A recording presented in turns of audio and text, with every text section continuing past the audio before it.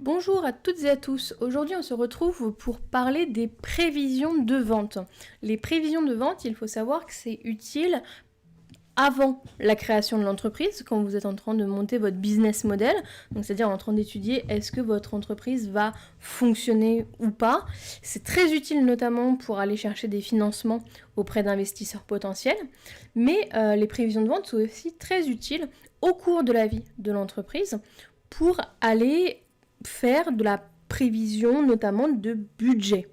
Et majoritairement aller voir si on va avoir des problèmes de trésorerie par exemple ou pas, mais ça sera l'objet d'une autre vidéo. On va découper donc cette vidéo en deux parties. Tout d'abord, on va explorer les différentes méthodes et outils pour établir des prévisions de vente précises et fiables. Et dans une deuxième partie, on va repartir de ces fameuses prévisions qu'on aura fait sur un modèle qui nous servira d'exemple. Et on parlera de comment faire pour recréer de la saisonnalité lorsqu'on est dans une activité qui est saisonnière. Donc on va commencer par les différentes méthodes. On a donc 4 grandes méthodes. La première méthode que nous allons voir ensemble, c'est tout simplement d'utiliser la droite de régression sur un graphique. Donc on va prendre notre fichier Excel qui est ici, où j'ai déjà des chiffres pour 2021, 2022, 2023. Donc là, ce sont des chiffres mensuels. Et on va essayer de déterminer ensemble aujourd'hui des prévisions pour 2024. Ce sont donc nos inconnus qui sont ici en orange. Donc, première chose que je peux faire, c'est je vais aller sélectionner, je vais prendre juste mes mois et puis mes ventes, et on va aller insérer un graphique. Donc je peux prendre graphique recommandé, Excel fait ça très très bien, et je veux une courbe. Donc j'insère ma courbe qui est donc ici. Hop là. Voilà. Lorsque je suis sur mon graphique ici, je peux venir ajouter un élément de graphique. Sélectionner courbe de tendance. Et ici, on voit qu'on est quelque chose, normalement, sur une prévision dite linéaire. Voilà. On a donc notre petite ligne qui est en pointillé ici, qui représente notre tendance, notre prévision linéaire. Sur cette série, si je la sélectionne, je peux venir inclure un format de la courbe. Ça va m'ouvrir un deuxième petit panneau ici, où j'ai affiché l'équation sur le graphique. Et donc ici, on aura l'équation de notre courbe de tendance, qui est d'un format y est égal à ax plus b. X, en l'occurrence, va représenter dans cette courbe ici de tendance, c'est cette petite série de données-là, petit x, i en fait, qui est tout simplement la numérotation de mes mois. Donc ici, par exemple, je vais chercher le x numéro 37 pour janvier 2024. Donc je vais reprendre ma petite formule y est égal à x plus b, y représentant mes ventes. Je vais donc lui dire que je veux faire 3,4537 fois mon x en l'occurrence qui est 37 plus donc mon b qui est ici 195,69. Je peux tirer mes formules, je vais mettre juste à l'unité et ici apparaît une première prévision qui est tout simplement la prévision faite grâce au graphique, grâce à la formule que j'ai fait apparaître sur le graphique. Une autre méthode que nous pouvons utiliser, c'est la fonction prévision d'Excel. Donc Excel fait ça plutôt très bien. Si je me mets égal, je vais lui demander d'aller chercher la fonction prévision. Et après, il me dit, bon, ok, alors, quel est mon X ? Donc X, on vient de voir, pour cette cellule ici, mon X, ce sera justement mon janvier 2024. Et puis, il a besoin de 2 séries de données quand même pour pouvoir se baser et faire des prévisions. Il va avoir besoin de mes Y connus. Donc mes Y connus, ce sont mes ventes connues. Donc c'est toute cette plage de données-là. Et puis bien sûr, pour qu'il mette ça en lien avec quelque chose quand même, il lui faut les fameux X connus Donc puisque mon x que je cherche est 37, mes x qui sont connus, c'est ma plage 1 à 36. Hop, je fais entrer et il me donne évidemment le même chiffre que quand j'ai fait par y est égal à x plus b. Et là, je peux venir tirer. Mais alors, attention, on n'oublie pas, mes y connus seront toujours les mêmes. Donc, je vais venir bloquer ma plage de données en utilisant la touche F4 de mon clavier sur Excel. Par contre, mon x, lui, va bien descendre. Après, ce sera bien 38 que je chercherai, puis 39, etc. Donc, maintenant que j'ai bloqué mes plages connues, je peux venir, hop, tirer ma formule. Et je retombe évidemment sur les mêmes prévisions que ce que j'ai fait avant, puisqu'on va le voir. Ici, en fait, Excel va venir chercher à calculer automatiquement justement le AX plus B. Donc ici, ce sont mes prévisions par la fonction prévision.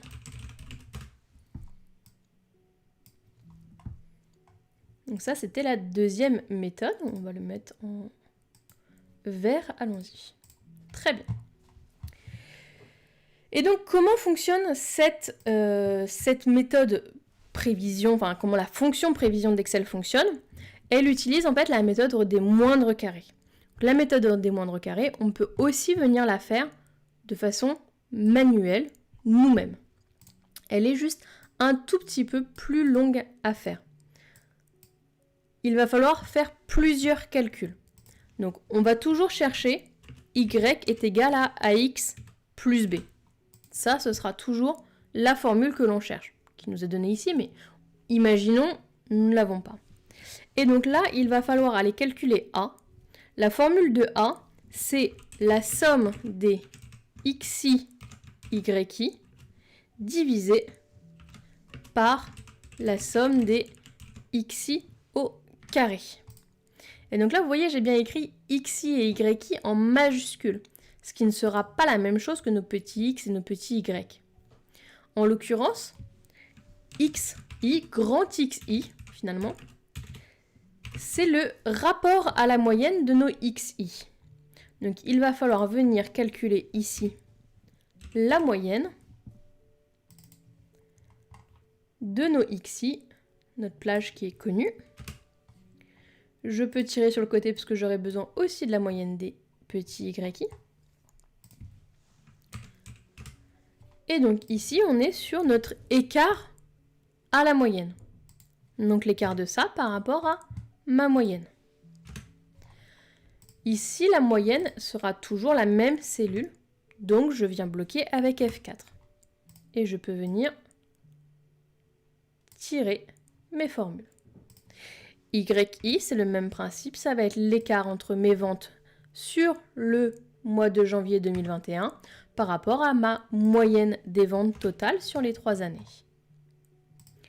Encore une fois, ma moyenne ne change pas, donc je la bloque avec F4, ce qui me permet de tirer ma formule. Donc ça fait pas mal de virgules, on va, hop, voilà. Ensuite, xi, yi, c'est tout simplement la multiplication de ce qu'on vient de faire, donc de mes grands xi et de mes grands yi. Hop, je peux tirer. Je vais, hop, supprimer un peu les virgules pour que ce soit un peu plus lisible. Et mes xi carré dont j'ai besoin pour aller calculer mon petit a, et bien c'est tout simplement ça au carré. Et je peux tirer. Donc vous voyez que pour aller calculer A, j'ai besoin de ma somme de mes x, i, y. Donc je viens chercher ma somme tout en bas. Une autre solution est aussi, quand je sélectionne toute ma plage de données, vous voyez en bas j'ai plusieurs informations qui apparaissent, et notamment ma somme apparaît aussi. Mais moi j'aime bien avoir mes formules. Et j'ai besoin de ma somme des xi au carré. Et du coup, on a bien pour A, je vais le faire dans la case ici, ma somme de mes xi, y qui est ici, divisé par ma somme de mes xi carré. Et je retombe bien sur, voilà, 3,45, 37, ce qui est complètement logique. C'est ce que nous cherchions. Là, Excel nous l'avait déjà fait. Ensuite, il ne nous reste plus qu'à calculer notre petit b pour ax plus b. Et donc la formule de b est la suivante, enfin de petit b est la suivante. C'est moyenne des yi moins, là il faut avoir calculé a d'abord,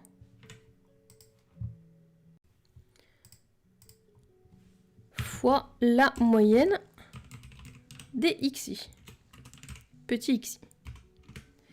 Donc si on reprend dans notre exemple ici, on a donc la moyenne des yi qui était calculée, qui était ici, moins, moi j'aime bien mettre mes petites parenthèses, le a que l'on vient de calculer, multiplié par la moyenne des xi qu'on avait calculé ici. Et je retombe bien à nouveau, si j'arrondis, sur 195,69 qui était notre b qu'on avait par résolution graphique.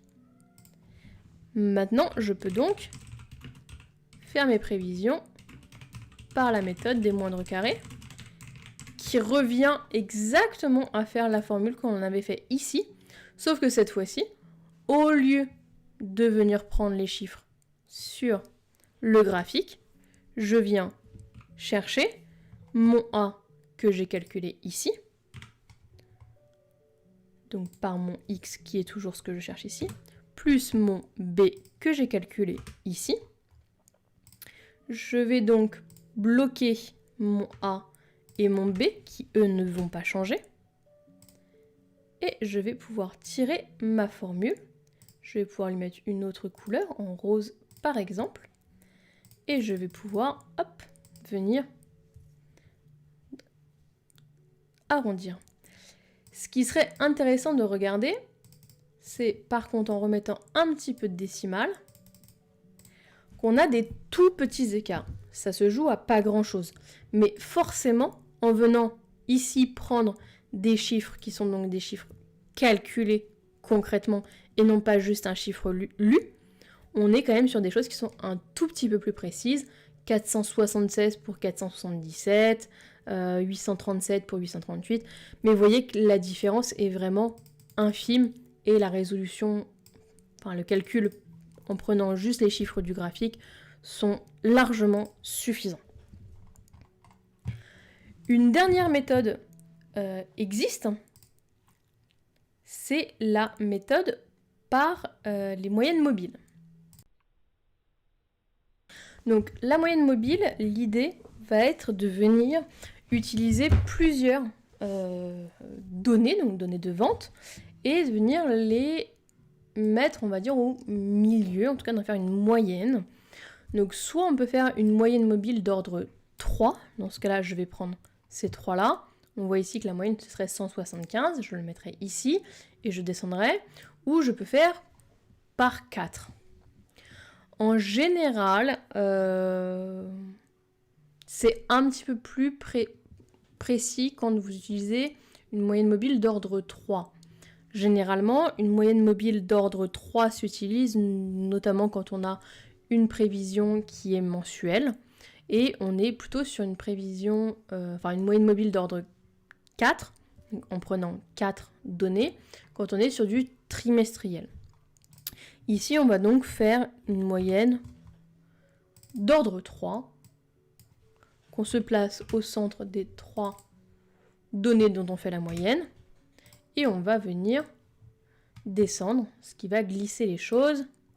Alors, attention, quand on arrive à la fin, ici c'est encore bon, et ici c'est encore bon. Je ne vais pas descendre en dessous, sinon j'arriverai sur, au final, je suis censée supprimer ça, sur les prévisions que je n'ai pas.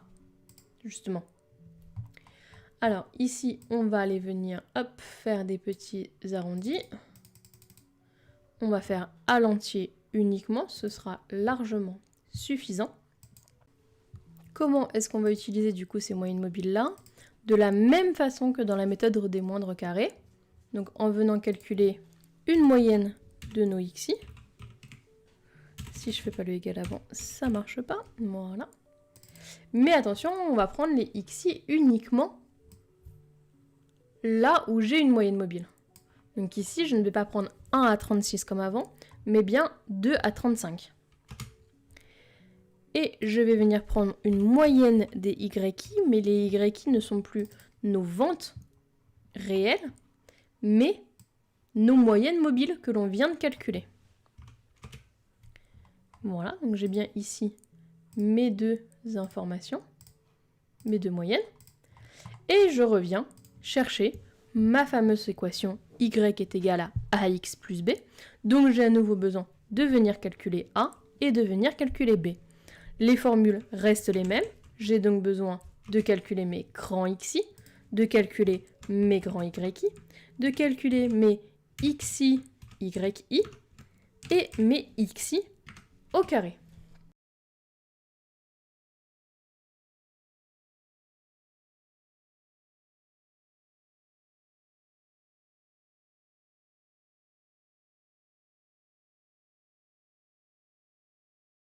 Alors, la différence ici vient du fait que normalement, je dis bien normalement, les moyennes mobiles sont censées prendre en considération la saisonnalité, justement, le fait qu'il y ait une saisonnalité ou pas. Donc je vais venir calculer mes prévisions. Donc toujours y est égal à ax plus b. Je viens bloquer mon a, je viens bloquer mon b. Et ça me donne ça. Hop, je vais sélectionner ça, que je vais venir mettre ici, mais les mettre en valeur. Comme ça, il me garde mes valeurs. J'arrondis, je mets une autre couleur, on va mettre en bleu. Et ici, j'ai donc mes prévisions par rapport à mes moyennes mobiles. Et donc, si je veux comparer un peu les méthodes, je peux revenir refaire un graphique où j'aurai mes ventes avec la prévision en utilisant la formule y est égale à x plus b, ou là où j'aurai les prévisions par les moyennes mobiles.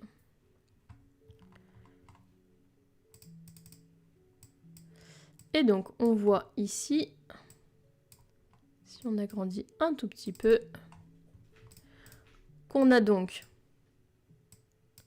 notre réel jusqu'à ici. Et en bleu, on a par la fonction y est égal à x plus b. Et en orange, on a par les moyennes mobiles. On voit que finalement, nos prévisions par les moyennes mobiles sont un tout petit peu sous-évaluées par rapport à notre fonction y est égal à x plus b. Et nous allons passer donc à la deuxième partie de la vidéo qui est sur la saisonnalité, puisque en regardant sur le graphique, on constate bien ici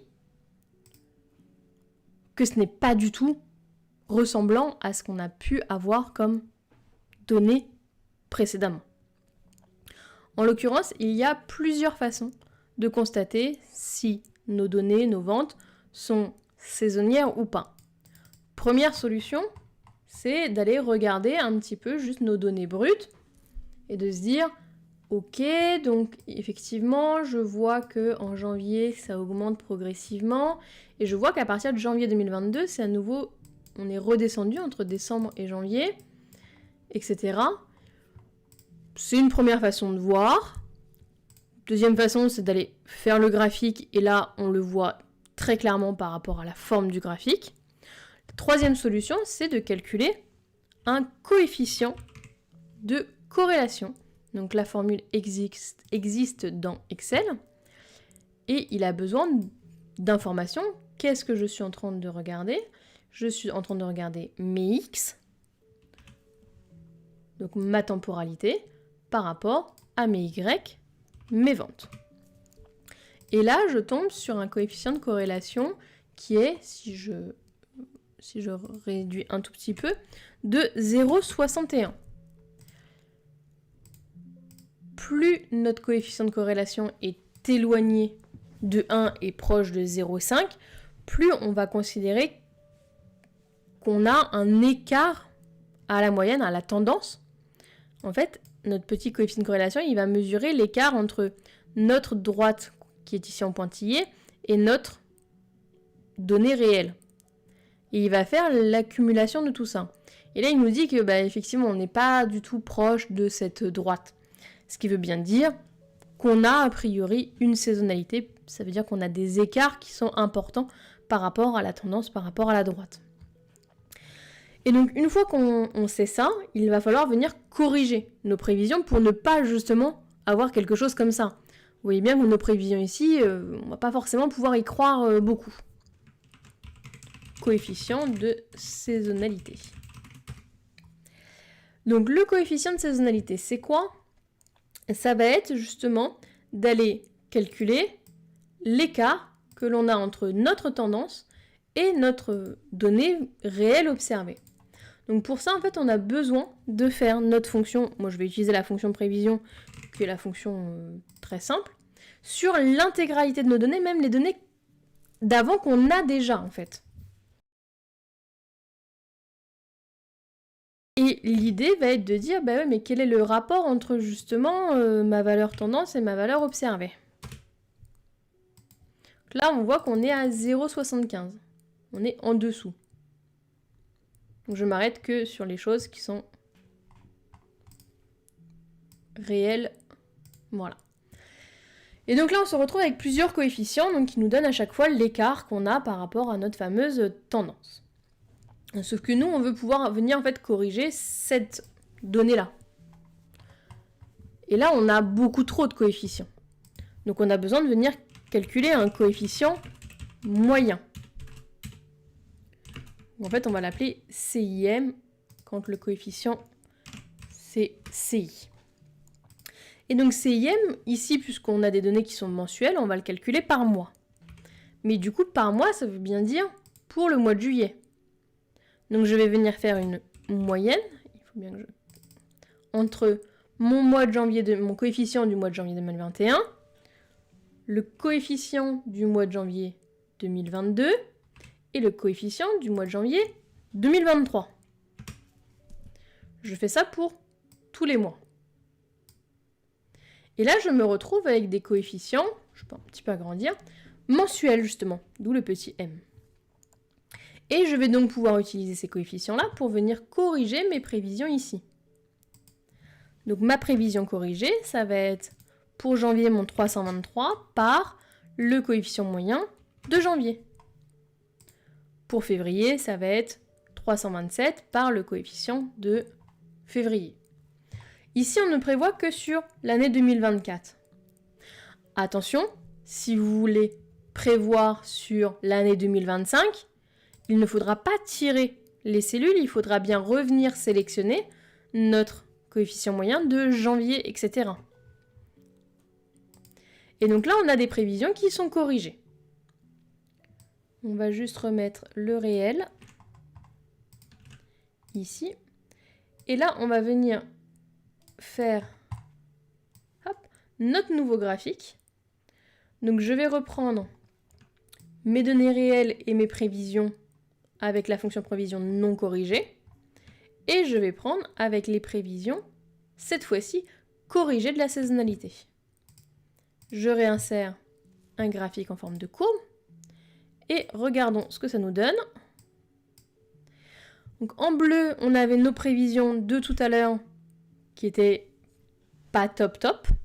Et là, on voit qu'à partir de janvier, en fait, ici, on est sur 2024, on a des prévisions qui sont un peu plus ressemblantes.